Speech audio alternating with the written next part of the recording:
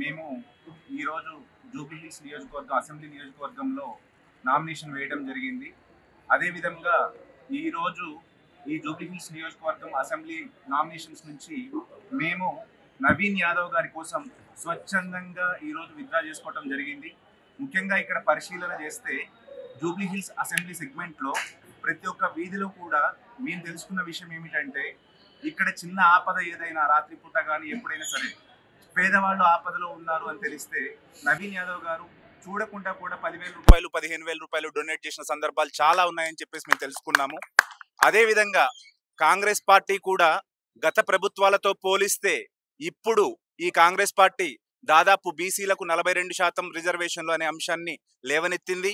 అదేవిధంగా జనగణన చేసింది, కులగణన చేసింది. మొట్టమొదటిసారిగా 42% బీసీలకు రిజర్వేషన్లు అనే అంశాన్ని దాదాపు బిల్లు ప్రవేశపెట్టింది, గవర్నర్ దగ్గరికి పంపించింది. కానీ గత ప్రభుత్వాలు అన్నీ కూడా నిద్రపోయాయి. ఇప్పటి వరకు అవేవి కూడా తీసుకురాలేదు. మొట్టమొదటిసారిగా కాంగ్రెస్ ప్రభుత్వం తీసుకొచ్చింది.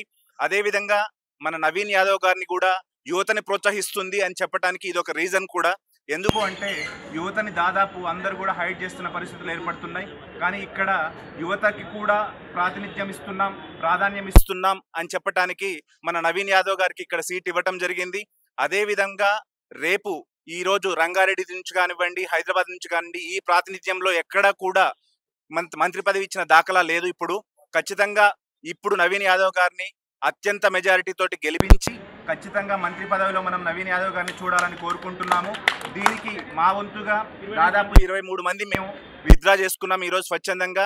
మేమందరం కూడా నవీన్ యాదవ్ అన్న గారికి ఖచ్చితంగా ఈరోజు ఎమ్మెల్యేగా గెలవాలని చెప్పేసి మేమందరం కూడా ఈ ప్రతిరోజు కూడా కష్టపడాలని చెప్పేసి డిసైడ్ అయ్యాము.